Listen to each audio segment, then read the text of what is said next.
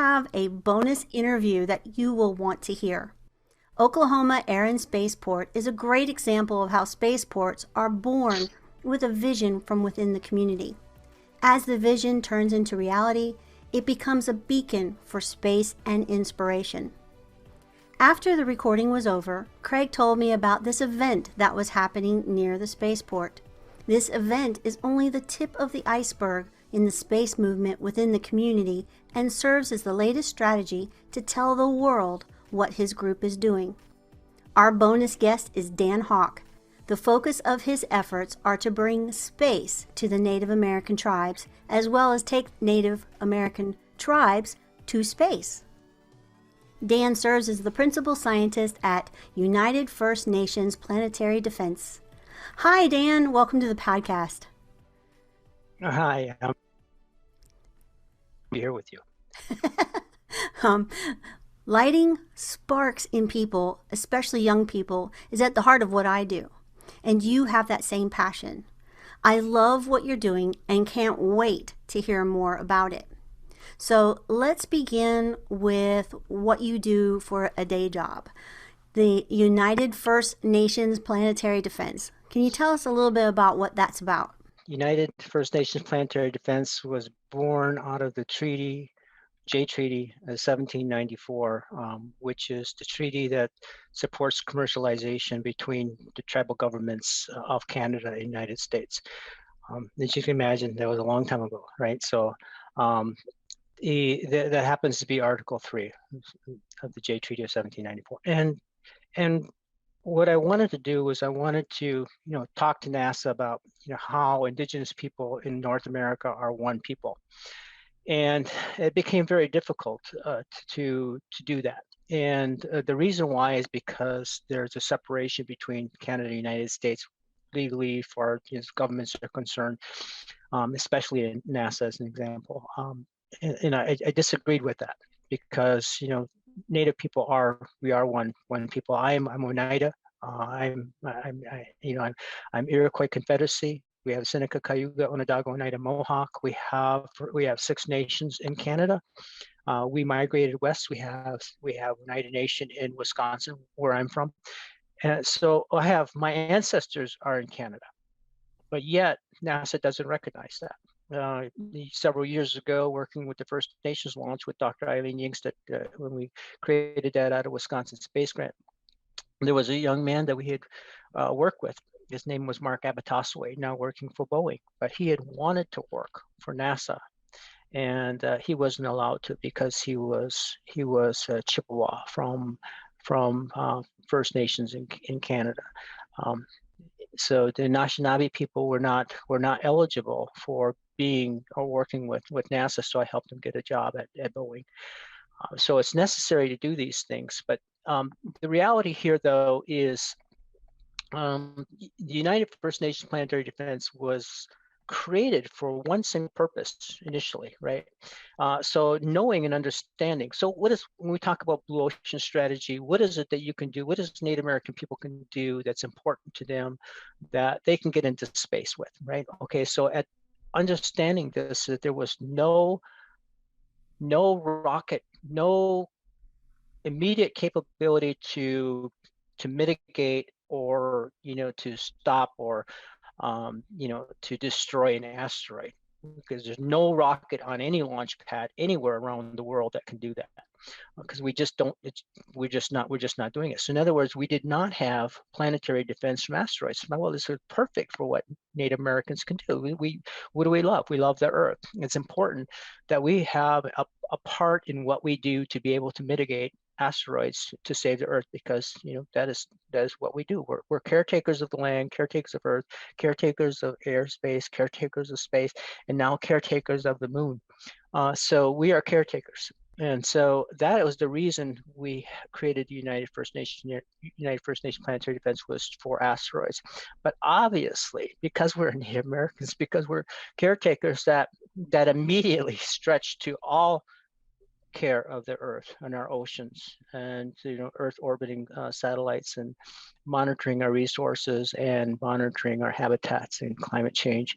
But it goes beyond that, because Earth orbiting capability is different so unified vision of space, right, contains two components, that of what we call space development, and the other part of that is space exploration. So there should not, and there cannot be, at least from the United Nations point of view, because it is the United Nations stating that it's an equal right to go into space, equal access right to go to space, a human right to go into space, and a right of self-determination of Indigenous people to go into space. And from that point of view, we have the right to go for space exploration, to do a space exploration just like anybody else. So when it comes to Artemis, we should be in the game. We should be there to help and support with Artemis, so that we go to the moon and Mars for as a permanent presence in space. Awesome. Why did you decide to go this direction in your journey as a person? What made you want to go here and create this particular movement? Well, to create the particular movement was actually a discrimination issue. When I was working, going to school at University of Wisconsin, Green Bay, an email had come across my desk basically saying, hey, we're creating this, this rocket launch, high-powered rocket launch. And I noticed that it wasn't for Indigenous people. So I went to the College of Menominee Nation and said, look, Green Bay is doing rocket launch. Why can't we do that with tribal students? And so then we created the First Nations, the Five Clans First Nations rocket team, and then we competed against colleges from around the state. And then with Dr. Eileen Yinks, we created the First Nations launch with NASA's support and help. So we had competitions from all of our tribal governments and from AISES chapters, American Union Science and Engineering Society chapters, to do high-powered rocket launch. So here we're starting the initiative of what we call an aerospace pipeline for Native American students. High-powered rocketry, we did high-altitude balloons, we did tethered aerostats, we created a tethered aerostat program, and I worked with and launched the BisonSat, which is the first tribal satellite in orbit with Salish Kootenai Tribal College. And we launched that on October 8th, 2015. And that was an incredible thing. So we have three major impacts now in space. We have Nicole Mann, who was the first Native American female astronaut in the ISS right now. It was launched on the Crew 5 just a few days ago. And then, John Harrington, who was the first Native American astronaut in space. And so you have John Harrington, Nicole Mann, and the BisonSat are the three assets we have in space. Three important from Native American point of view. What type of things have you done to get your voice heard, to get the movement going, to market this idea of inclusiveness and that Native Americans can do this too? Well, wherever I go, I talk to people about the necessary need, or the need of tribal people to go into space, as a self-determination, as a tribal space sovereignty issue. So we have tribal sovereignty on land, we have tribal sovereignty in airspace. Now we have tribal sovereignty in space. And that was basically done when we launched BisonSat in 2015. So through a legal process called Latches, go into space. We need to be in space. We need to go in space. We need to stay in space. Otherwise, it's like the idea of, well, you haven't been there before. Why do you want to go now? And so the reality is that, knowing why is one reason, but the understanding that the federal government placed Native American people on the International Traffic and Arms Regulation list was very oppressive. And I believe they did that to prevent Native American people from monitoring their resources from space, which is wrong. And so I worked with the State Department to get us off that International Traffic and Arms Regulation list so that we can go into space. And so we can monitor our resources. And of course now, with climate change, it's absolutely necessary.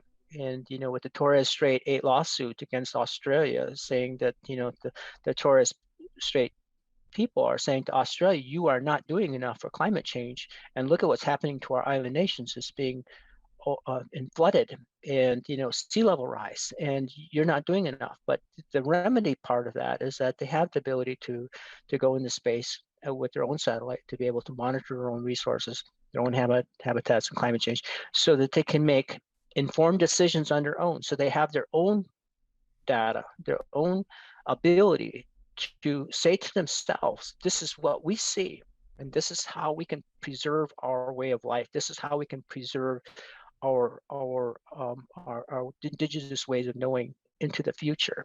So they have that ability to do that themselves without relying on somebody else. That is the self-determination portion of it.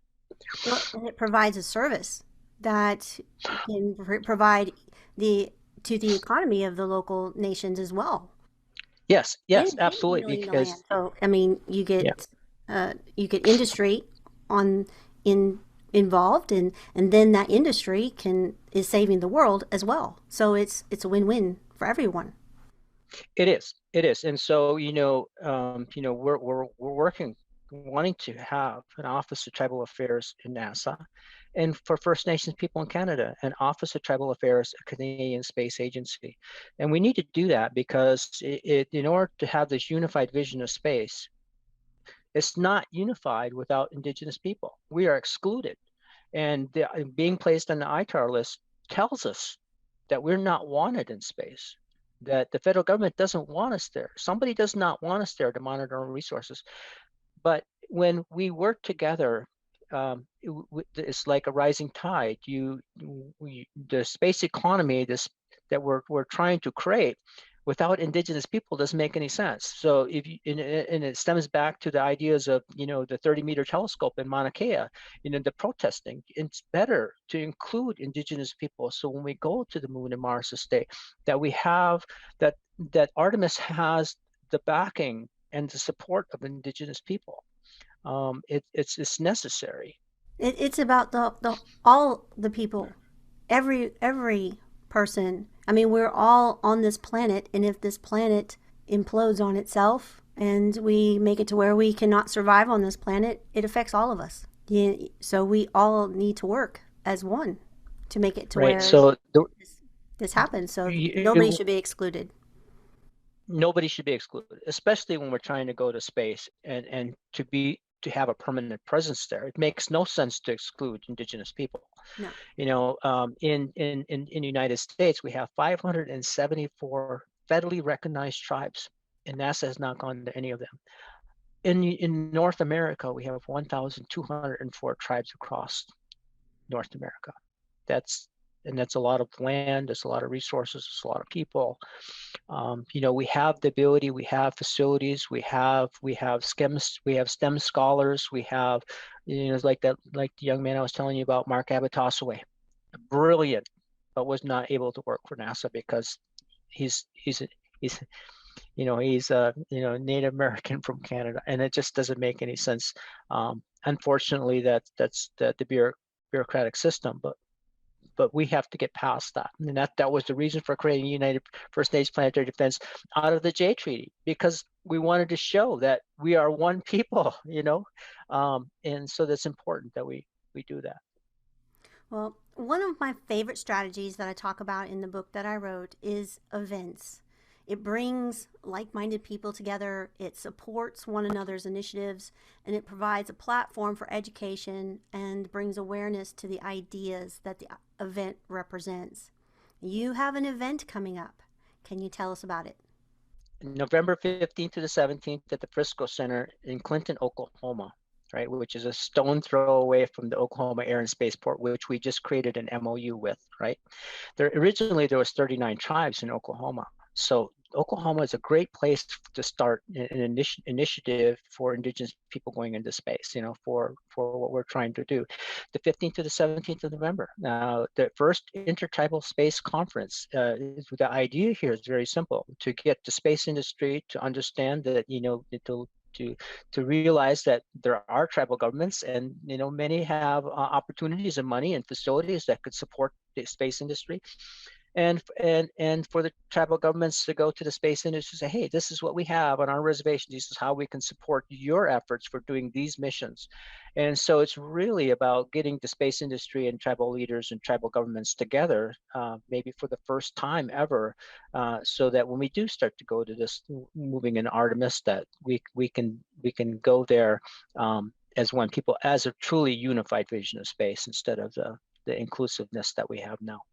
And you have some interesting segments that you're going to be, or sessions that you're going to have at the conference.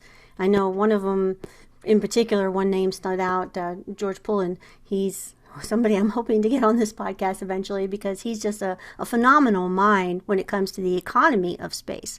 So you have a lot Yes. of very interesting sessions that you are going to have at your conference. Do you want to highlight a few? Tribal spaceport. Okay, so yes, we have an MOU with the Oklahoma Air and Spaceport, but we're also looking for a launch facility. So part of being tribal governments is that we are primary to the FAA. So we have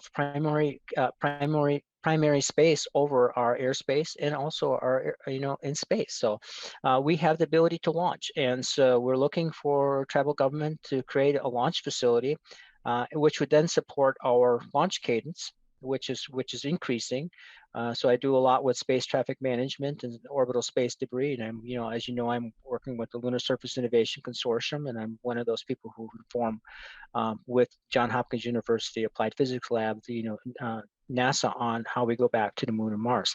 So it's really important that we highlight some of the things that you're talking about. One of the other ones is, tribal space law. What is our role as tribal people in space? Tribal sovereignty.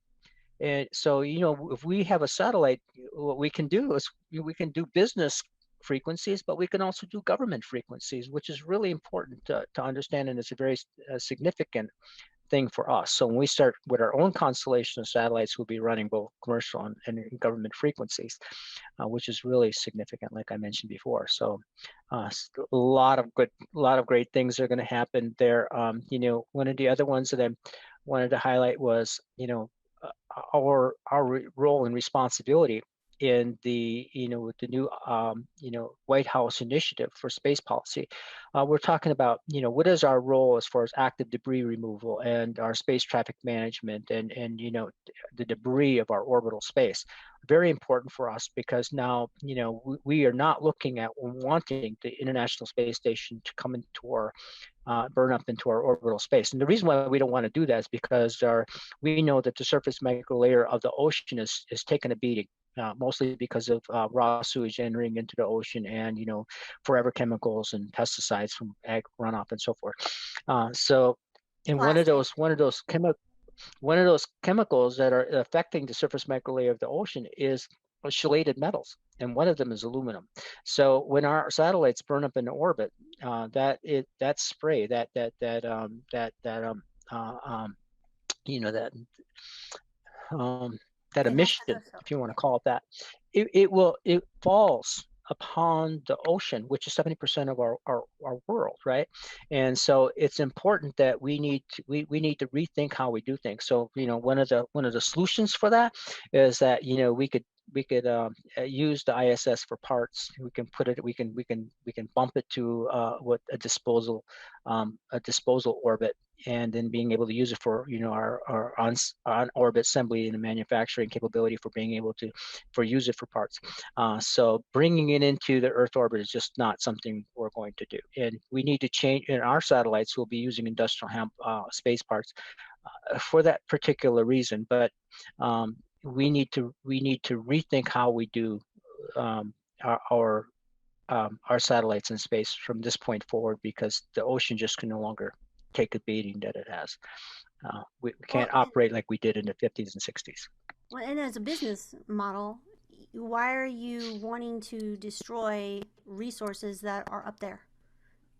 And one of the companies that I'm watching is Astroscale, and they're Yes. looking at taking debris and making it into a powder, which then can be 3D printed into new things.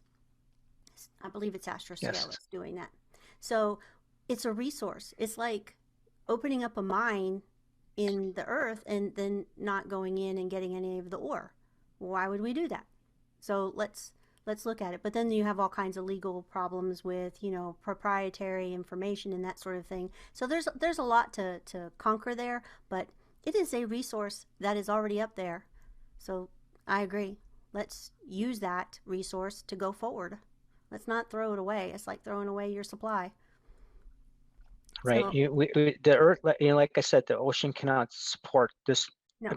polluting the ocean on purpose. We can't do it anymore. It's just gotta end. Yes, I completely agree. That is one of the things that space can do, is that it creates new technologies that we can bring down here to heal the planet. And it should be focused on that as well.